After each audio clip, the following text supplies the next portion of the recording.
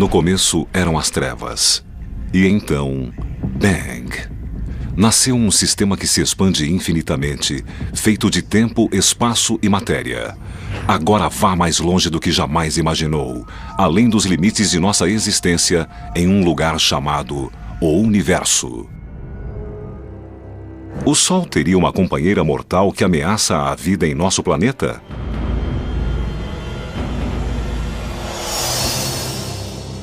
É possível viajar no tempo? É uma das maiores questões. Para onde foi a antimatéria? A mente busca explicações. Como a água em Marte desapareceu? E o que havia antes do Big Bang? Esse é o maior mistério de toda a ciência. Grandes perguntas e ciência de ponta. Os mistérios inexplicáveis do universo.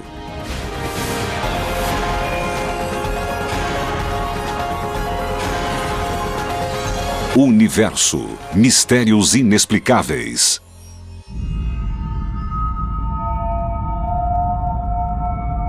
Entre os mistérios inexplicáveis do universo, um tem especial urgência para aqueles que gostam de viver no planeta Terra.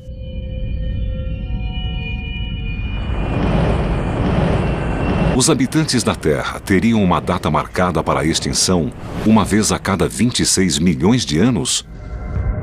E se for assim, o que causa essa destrutiva chuva periódica? Haverá uma enorme explosão. Tudo, num raio de milhares de quilômetros, perecerá. Haverá ondas gigantescas de um tsunami. Um calor enorme.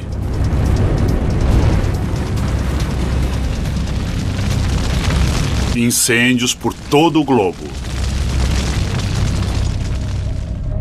E depois, escuridão. Durante milhões de anos, imensos objetos espaciais têm se chocado contra a Terra, com resultados desastrosos. Um impacto nas águas da península de Yucatán teria causado a extinção dos dinossauros há 65 milhões de anos. Mas não foi a primeira extinção em massa no planeta. E provavelmente não será a última. Não foi a primeira grande extinção em massa. A primeira foi a extinção permiana, na qual 95% das espécies marinhas e 80% das espécies terrestres morreram. Extinções radicais já aconteceram.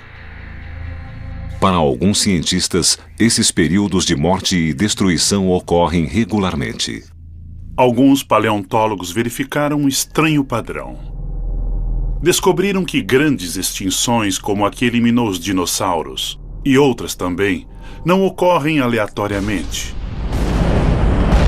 mas ocorrem segundo um cronograma.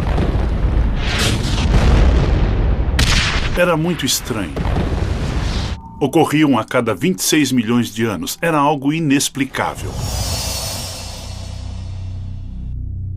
O astrofísico Richard Mahler acha que a responsável por essa destruição periódica é uma estrela anã vermelha que espreita na borda do sistema solar. Uma estrela que ele chamou de Nêmesis.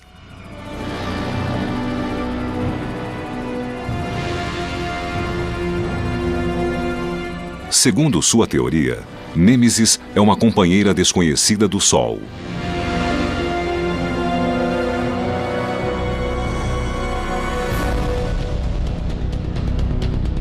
Desloca-se de 1 a 3 anos-luz a partir do centro do sistema solar, traçando uma órbita elíptica. Quando Nêmesis fica mais próxima do Sol, a cada 26 milhões de anos, sua órbita atravessa a nuvem Oort, uma coleção de trilhões de cometas que cercam o sistema solar. E ao fazê-lo, perturba a ordem do sistema. Quando isso acontece, Nêmesis se aproxima dos cometas e perturba suas órbitas. Segundo a teoria de Muller, a perturbação gravitacional causada por essa pequena estrela faz com que cometas há muito estáveis saiam de suas órbitas na nuvem Oort. Atraídos pela gravidade do Sol, 1 bilhão de cometas se precipitam em direção ao sistema solar interno. Alguns inevitavelmente se encontram com a Terra, causando enormes impactos e extinções em massa.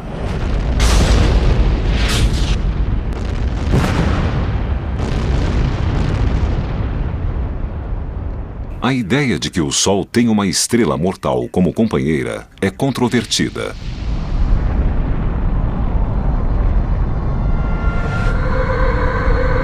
Para a maioria dos cientistas, o Sol é uma estrela solitária.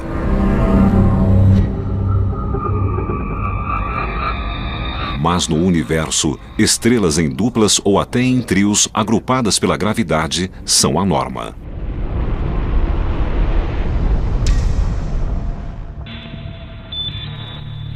A maioria das estrelas na nossa galáxia são parte de duplas ou trios. Então, a ideia de que o Sol poderia fazer parte de uma dupla não é tão absurda desse ponto de vista. É uma questão interessante. Mesmo que o Sol tenha uma companheira, os astrônomos nunca observaram um sistema binário em que as estrelas estejam tão distantes quanto Muller afirma que o Sol e Nêmesis estariam.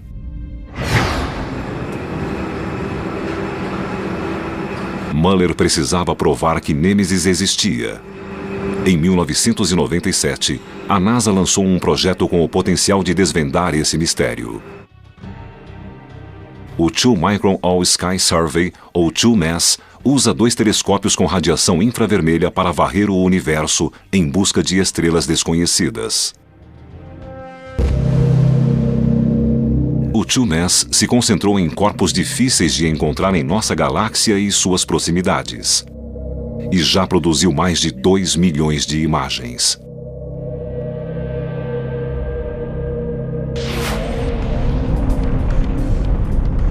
Se Nêmesis existisse, o TWO-MASS deveria tê-la detectado. Mas o projeto nunca encontrou algo que corresponda à descrição de Muller. Procuramos bastante pela estrela mortal por Nêmesis, mas não conseguimos encontrá-la. Mas Muller não está surpreso por o TWO-MASS não encontrar Nêmesis. A razão é que a uma distância de 1 ano-luz, que é a distância necessária para que tenha órbita de 26 milhões de anos, o movimento é mínimo e por isso não foi detectado por estudos que procuram estrelas. Outra possibilidade é que Nêmesis seja uma anã marrom. Essas estrelas fracassadas são bem menores que as anãs vermelhas. Como tem órbita muito elíptica, uma anã marrom permaneceria longe da Terra a maior parte do tempo e fora do alcance dos astrônomos. Se for assim, a Nêmesis terá escapado do radar do TWO-MASS. Richard Muller promete continuar procurando e planeja outro estudo, mais detalhado. Ele acredita que a descoberta da Nêmesis seja uma questão de tempo. Há muitas estrelas no universo, são milhões.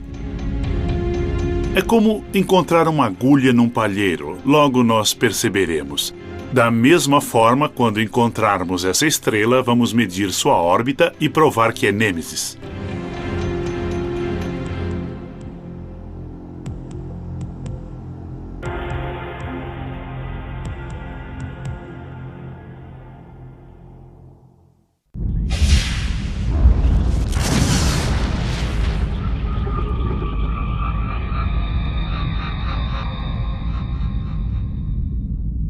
De todos os mistérios inexplicáveis do universo, talvez o mais fascinante e controvertido seja a possibilidade de viajar no tempo.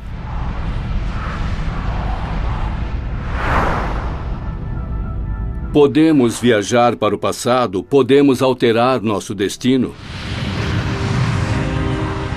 É uma das maiores questões.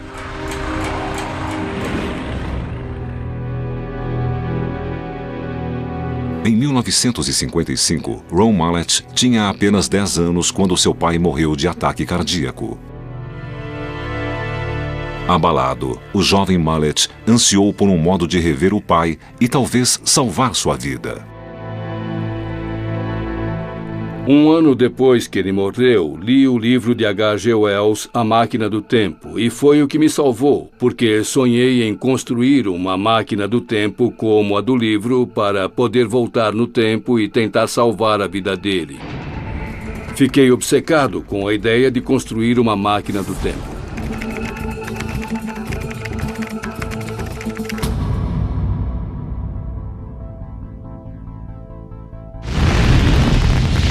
A Máquina do Tempo era uma obra de ficção, mas Mallett logo descobriu que a ciência explicava a misteriosa ideia de viajar no tempo.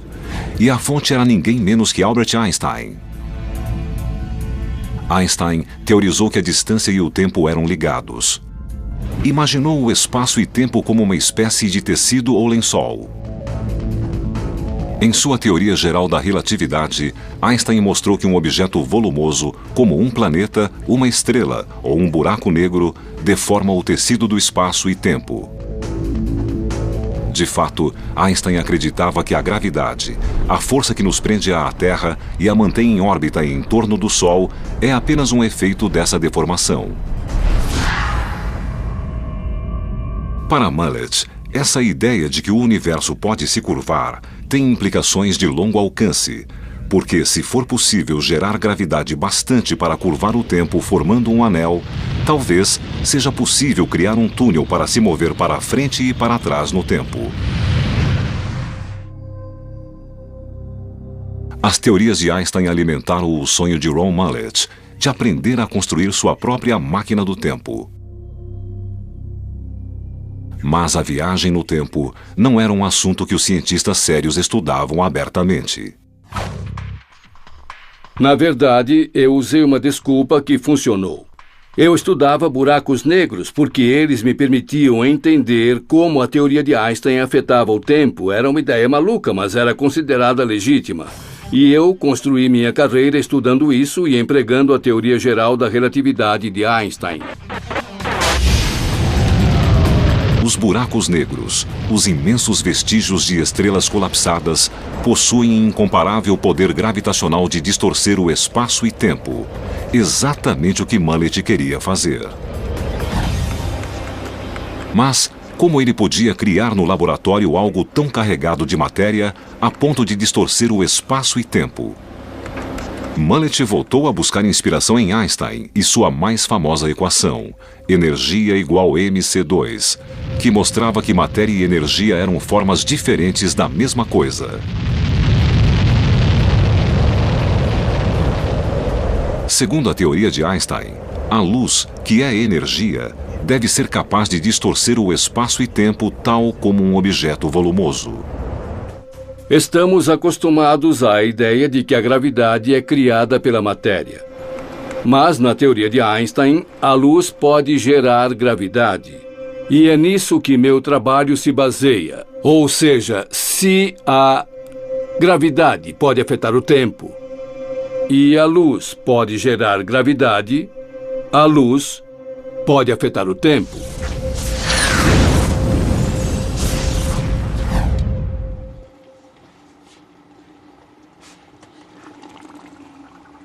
Mallett construiu um modelo para demonstrar sua ideia de que um raio laser circulante pode criar um túnel de luz que distorce o espaço e tempo. Tem 4 raios laser que se cruzam. A região dentro daquela coluna de luz representa a região em que o espaço é deformado. E, afinal, o tempo também seria deformado por essa coluna de luz.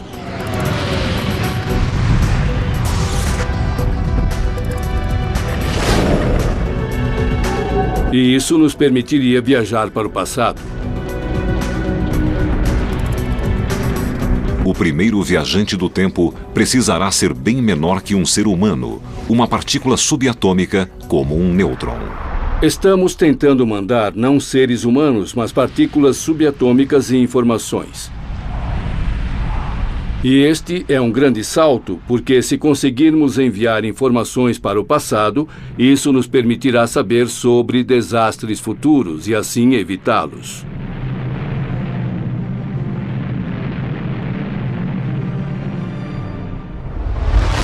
Podemos entender como um raio de luz circulante pode distorcer o espaço e tempo fazendo uma analogia com o café. Se o café e a xícara forem o espaço vazio e a colher for o raio de luz, vejam o que acontece com o café quando mexo. O café gira. É o que o raio de luz circulante faz com o espaço vazio. Podemos ver o efeito no caso do café colocando um grão de café. Quando giro o café, o grão de café também gira. No caso do laser, enquanto o raio circula, colocamos uma partícula subatômica chamada nêutron.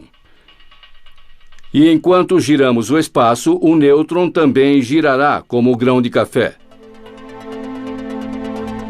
Na teoria de Einstein, o tempo e o espaço estão ligados, então girar o espaço fará com que a linha do tempo gire e forme um anel. E ao longo desse anel de tempo, poderemos ir do passado para o presente e para o futuro e de volta para o passado.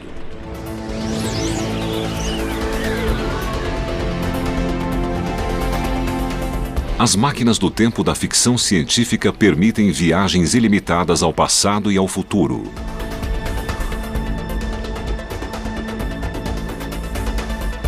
Mas Mallet adverte que o viajante do tempo só poderia recuar até o momento em que a máquina do tempo começou a funcionar.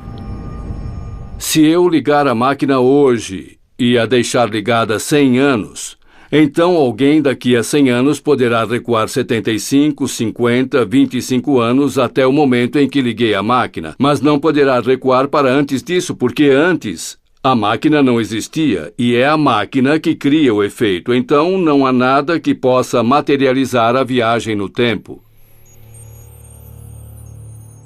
Essa limitação significa que a máquina do tempo não daria a Mallet a possibilidade de voltar a 1955 e salvar a vida de seu pai. Para isso, seria preciso uma tecnologia de outro mundo. Teoricamente, uma civilização alienígena avançada pode ter uma máquina do tempo que foi ligada há milhares de anos. Talvez possamos usar a viagem no tempo deles e visitar nosso passado distante, porque se eles desenvolveram a viagem no tempo há, digamos, 10 mil anos, a limitação será essa. Mas se a encontrarmos, poderemos usá-la e talvez algum dia possamos visitar o Egito e o mundo antigo. Por enquanto, Mallet se dedica a construir a sua máquina do tempo. Um projeto que consumirá $250 milhão só em gastos iniciais. O dinheiro é apenas um obstáculo encontrado por qualquer físico que se atreva a estudar a viagem no tempo. Também há certos paradoxos que tornariam a viagem no tempo impossível, como o famoso paradoxo do avô.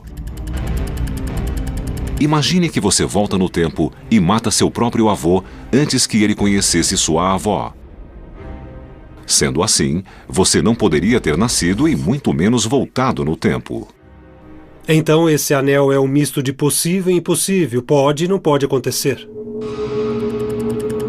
Mas Mallet acha que avanços recentes na física teórica sugerem que esses paradoxos não são um problema.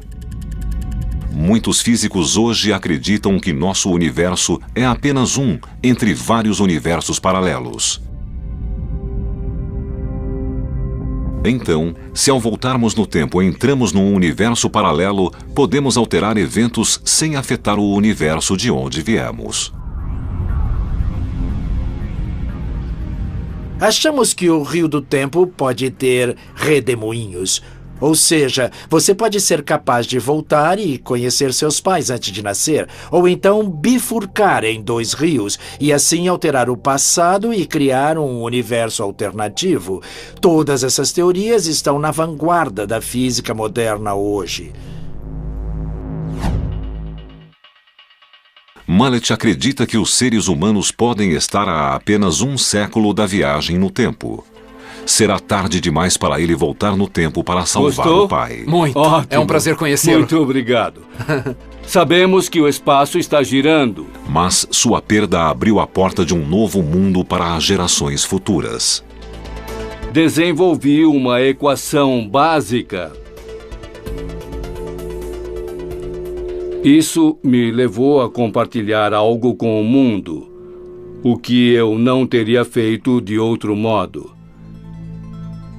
E acho que é uma homenagem adequada ao meu pai eu ter podido fazer isso. Sinto-me muito bem assim.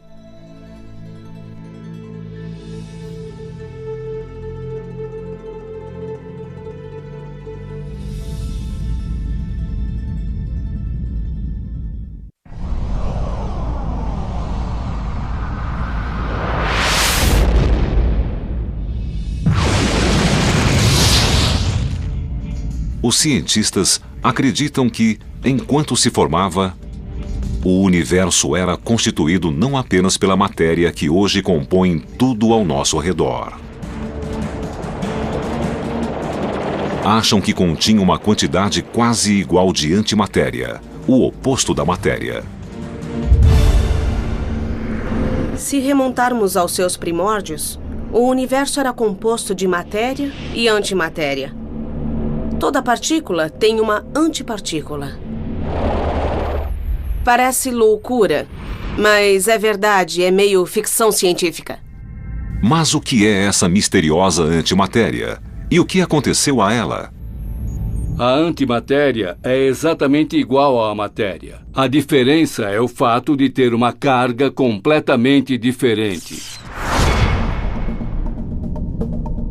A matéria comum é feita de átomos, que por sua vez são feitos de partículas subatômicas, como os elétrons de carga negativa e os prótons de carga positiva. A antimatéria é o oposto dessas partículas.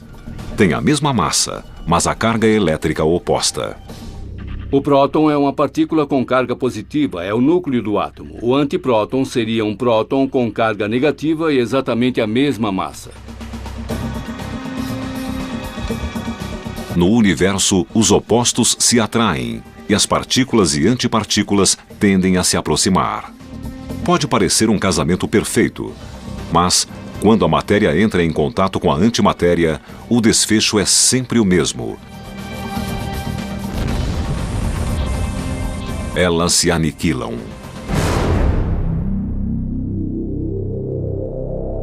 Imagine duas espaçonaves avançando pelo espaço em rota de colisão. Uma é feita de matéria normal. A outra é uma nave de antimatéria feita por uma civilização alienígena. O impacto seria espetacular e não restaria nenhum escombro para os investigadores examinarem.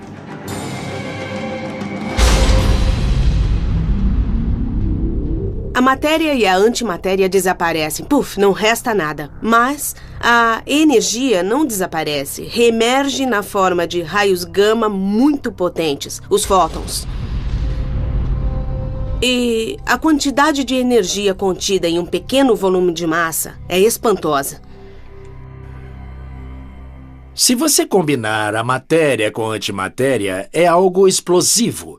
De fato, é uma das maiores fontes de energia do universo, essa colisão da matéria com a antimatéria. Então, se eu fosse você, não guardaria antimatéria no bolso, não seria bom para você. A antimatéria é muito volátil, e quando encontra a matéria, o potencial de energia seria tremendo se soubéssemos como canalizá-lo. Para ter uma ideia de quanta energia está contida na matéria, imagine que um desses punhados de areia é matéria e o outro é antimatéria. Quando eles se unem, aniquilam um ao outro e produzem energia. Quanta energia? O bastante para alimentar toda a Califórnia por uma semana, só com esses dois punhados. O maior mistério em torno desse tema é que se havia quantidades quase iguais de matéria e antimatéria no começo do universo, então, onde está a antimatéria agora? Um dos grandes mistérios do universo é o que aconteceu com o nosso oposto, a antimatéria. Por toda parte que olhemos no espaço, só vemos matéria e não antimatéria. Só há uma pequena quantidade de antimatéria no centro da galáxia da Via Láctea.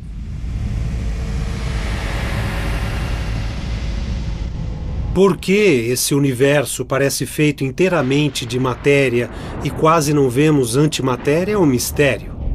Acho que nunca será explicado, mas a mente busca uma explicação.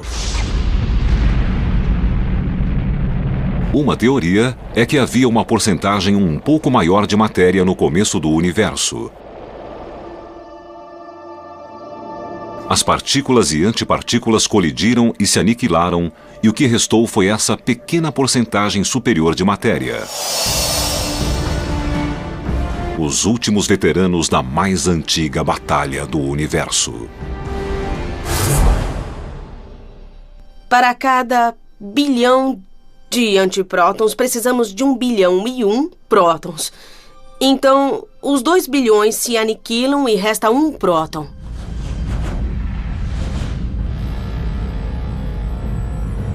E o que resta somos nós. Nós somos o resíduo, somos o resto dessa explosão titânica de energia causada pela colisão entre matéria e antimatéria num instante do tempo.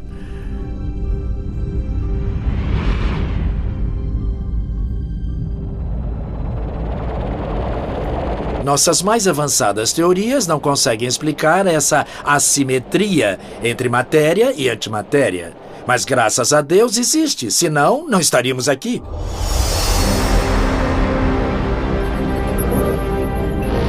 A matéria prevaleceu e constituiu tudo o que vemos ao nosso redor. Mas existiriam regiões ou galáxias distantes onde a antimatéria ainda reinaria soberana?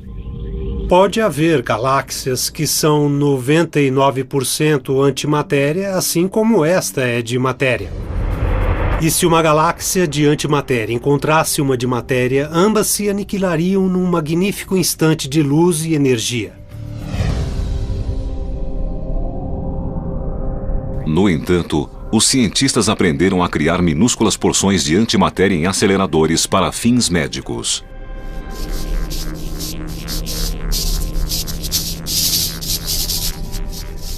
Partículas de antimatéria extraídos de material radioativo decomposto são injetados no corpo para a realização da tomografia cerebral com PET scan. Muitas pessoas não sabem que quando vão ao hospital e fazem um PET scan, na verdade recebem uma fonte de antimatéria. O P de PET significa pósitrons e os pósitrons são antielétrons. Vai para a parte do corpo que é investigada. E quando os pósitrons emitidos encontram um elétron rapidamente, eles se aniquilam e os raios gama são emitidos no corpo e detectados. Concentra-se nas partes do cérebro onde há atividade mental. Então, podemos detectar a emissão de radiação de pósitrons. Isso nos permite obter maravilhosas fotografias da mente racional, possibilitadas pela antimatéria.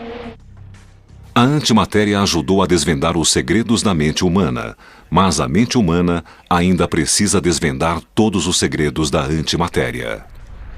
Não sabemos por que o universo é feito de matéria agora. Mas estamos nos aproximando de responder essa pergunta. Sabe, um passo de cada vez. Como outros mistérios nesse universo sempre em mutação, toda a verdade sobre a antimatéria ainda permanece no domínio do inexplicável.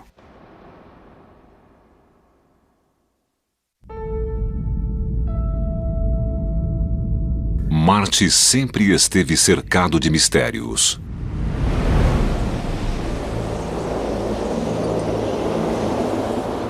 Mas o mais intrigante deles não tem nada a ver com invasores alienígenas.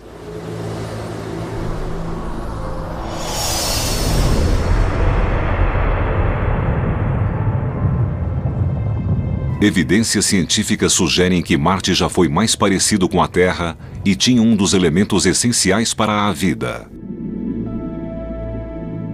a água. A água existia em abundância em Marte. Temos evidências de correntes antigas a um pouquinho de vapor d'água na atmosfera. Há até mesmo traços em Marte que parecem antigos leitos de rio e planícies aluviais. Já foi um planeta tropical com mares e oceanos, mas aquela água desapareceu. Como a água de Marte pode ter simplesmente sumido? E por que desapareceu? São mistérios que os cientistas tentam resolver. Evidências geológicas colhidas por sondas e satélites em Marte sugerem que há 3,5 bilhões de anos sua superfície mudou drasticamente. O planeta, outrora temperado, tornou-se um lugar frio e seco, e a água desapareceu. Mas saber quando a água se extinguiu não significa saber para onde foi e por quê. A água de Marte desapareceu há muito, muito tempo atrás. Estou falando de bilhões de anos, e as pistas que nos indicariam para onde foi há muito se perderam.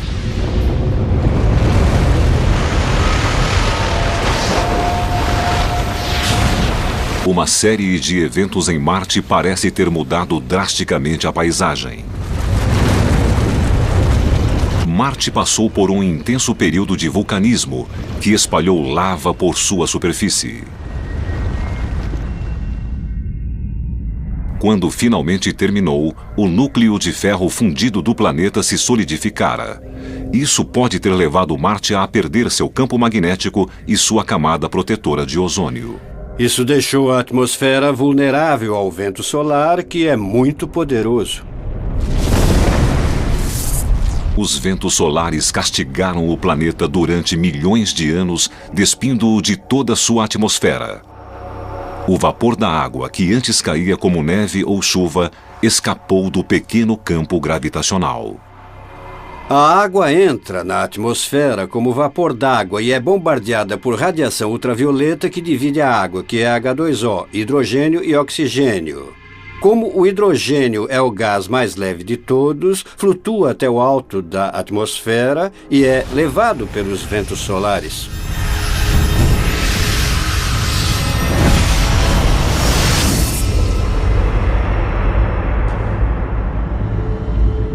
Outra teoria para o desaparecimento da água de Marte envolve uma ameaça exterior ao planeta. Há evidências de que no começo do sistema solar, Marte situava-se numa rota mortal. Um evento aconteceu há 3,9 bilhões de anos chamado o Grande Bombardeio, que deve ter causado ao planeta muitos impactos. Esse tipo de evento pode ter jogado o material e a atmosfera do planeta para fora do campo gravitacional. Imaginemos que temos um asteroide aqui e que esse asteroide é do tamanho de uma montanha. Imagine que isto se precipita pelo espaço a uma velocidade muito alta, dezenas de milhares de quilômetros por hora. Ele desce a alta velocidade e... splash! A água se perderá no espaço. Parte vai descer, outra se tornar gases atmosféricos ejetados no espaço e outra se perderá. Outras soluções para o mistério da água de Marte podem estar ocultas no interior do planeta vermelho. Parte da água se combinou com dióxido de carbono, formando calotas de gelo polares com até 3 quilômetros de profundidade e uma camada congelada que cobre boa parte da superfície. Mas há evidências de que água líquida ainda corre sob o gelo. Muito da água de Marte foi para debaixo da Terra e parte migrou até uma profundidade onde o calor permite que exista em estado líquido. Quando esfriar mais, vai congelar, formando uma criosfera, como parte da subsuperfície. Perto da superfície, vai secar enquanto penetra no solo e entra na atmosfera.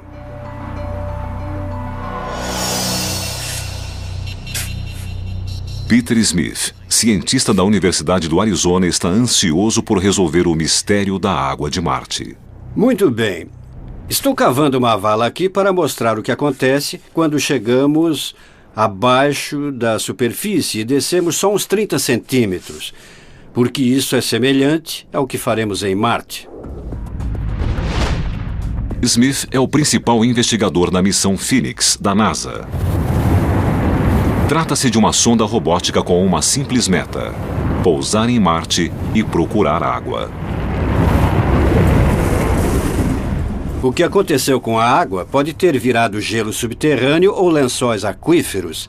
É o que tentamos saber hoje usando radares para penetrar a superfície e tentar localizar esses reservatórios de água. Segundo Smith, Wilcox Playa, no Arizona, reflete o que os cientistas encontrarão quando a Phoenix raspar a superfície vermelha de Marte.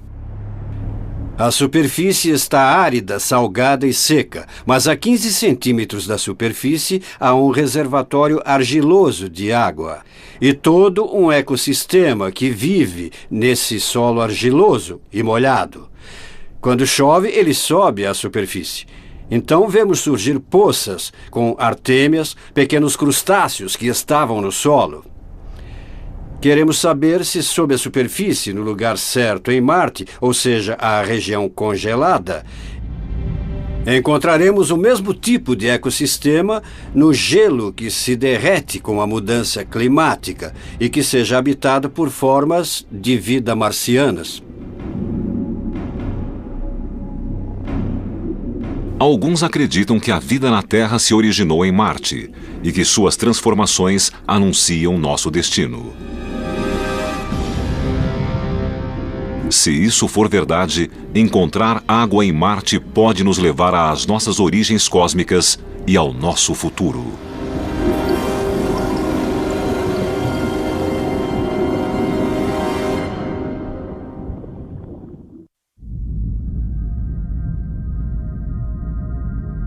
Quando o assunto é o universo, o que sabemos só é ultrapassado pelo que ainda nos resta saber.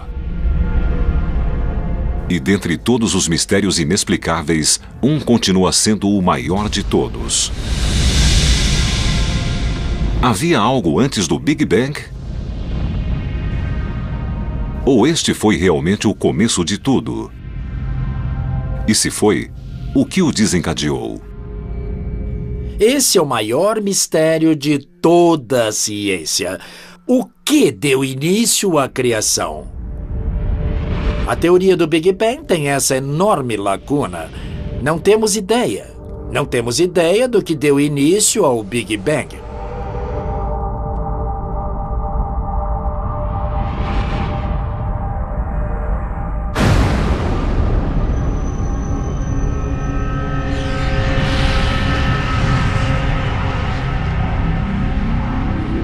O Big Bang é o modelo cosmológico da origem do universo há 13,7 bilhões de anos. Tudo no universo remontaria a esse momento. Parece haver um ponto misterioso na nossa origem, a chamada singularidade. E mesmo sendo misterioso e tendo muitas questões em aberto, parece ser um bom ponto de partida para a nossa cronologia. Mas nossos instrumentos científicos não alcançam o período anterior ao Big Bang, se é que esse período existiu. A singularidade é como um horizonte, além do qual não conseguimos enxergar. Na criação, o tempo foi gerado junto com o espaço e a matéria. E o Big Bang marca o instante desse evento. Então, é impossível saber o que aconteceu antes de sua criação. Ainda assim, A questão do que havia antes do Big Bang intriga as melhores mentes da astrofísica.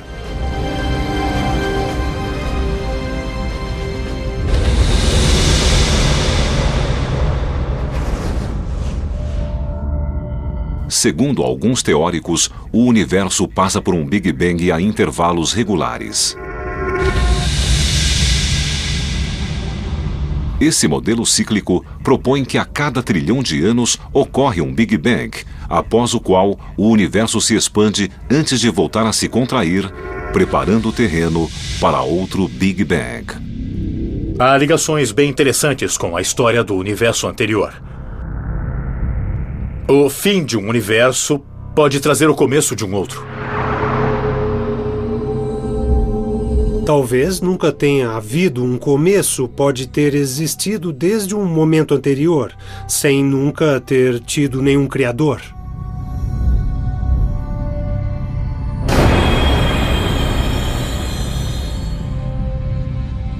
Mas podemos estar mais próximos de uma explicação do que imaginamos.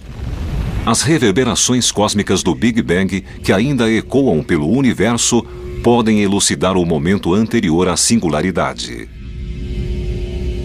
Essas ondas em expansão são cruciais para entendermos o universo hoje. O universo recebeu um golpe no começo, como eu golpeio esse balde. Isso forma ondas de expansão, e podemos buscar esses padrões simétricos na atual radiação cósmica.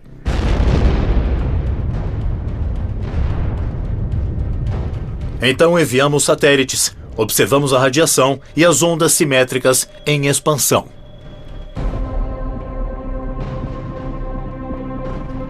Uma nova geração de detectores de ondas será lançada no espaço na próxima década. Serão interligados por raios lasers. Cada onda de choque, desde o momento da criação, fará vibrar esses raios laser e poderemos registrar as vibrações causadas pelo próprio Big Bang. Por isso, estou seguro de que conseguiremos estudar não só o Big Bang, mas também a era pré-Big Bang nas próximas décadas. Os raios laser também detectarão fontes de energia inflacionária com o fim de determinar o mecanismo que criou o Big Bang.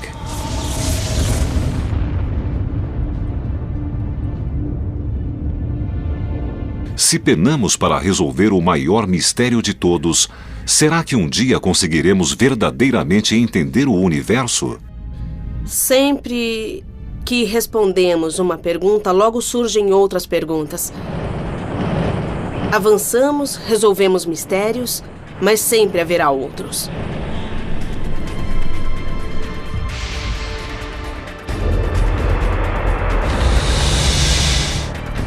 Nós somos o resultado do universo tentando se entender. É assim que vejo nosso lugar no universo. Isso torna difícil entendê-lo. Mas mesmo assim é possível.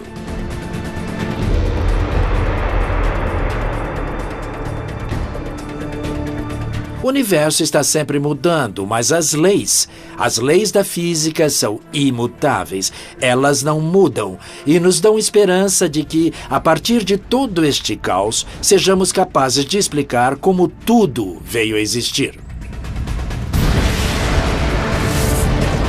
Em nosso universo sempre em mutação, os mistérios inexplicáveis continuarão a nos escapar. Mas estamos chegando cada vez mais perto de desvendar os segredos mais profundos, as chaves que abrirão as portas do nosso passado e os caminhos do nosso futuro. A ciência já progrediu bastante, mas ainda há muito a descobrir em nosso vasto, sombrio e misterioso universo.